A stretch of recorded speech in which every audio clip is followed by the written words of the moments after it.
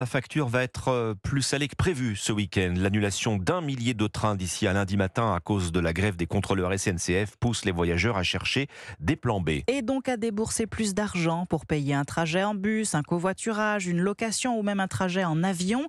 De quoi plomber le budget des vacances et agacer les Français alors que la SNCF nous coûte de plus en plus cher. D'abord parce que le prix des billets a augmenté et puis même si on sent moins la douloureuse parce que c'est une entreprise publique, Margot Faudéré, donc payée par l'État avec nos impôts. En 2022, la SNCF a coûté 20 milliards d'euros aux entreprises et aux ménages français. Il y a d'abord des subventions de l'État et des régions pour entretenir et améliorer le réseau, des dépenses d'investissement auxquelles s'ajoute la reprise d'une partie de la dette de la SNCF.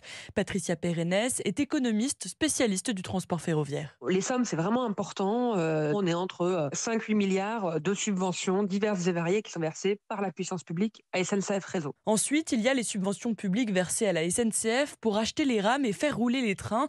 Des dépenses de fonctionnement, mais pas pour tous les trains. L'État ne donne pas d'argent pour les TGV. Les TGV se doivent d'être rentables. Alors que les TER et les Transiliens, pour le coup, ils ne sont pas rentables. Et donc là, il y a des subventions qui sont versées chaque année. C'est un peu plus de 3 milliards pour les TER et c'est 2 milliards pour les Transiliens. Si on rajoute à l'Intercité, on n'est pas loin de ce que verse la puissance publique à SNCF Réseau. Enfin, chaque année, l'État abonde aussi pour financer les retraites des cheminots, plus de 3 milliards d'euros. Margot Faudéré du service économie d'Europe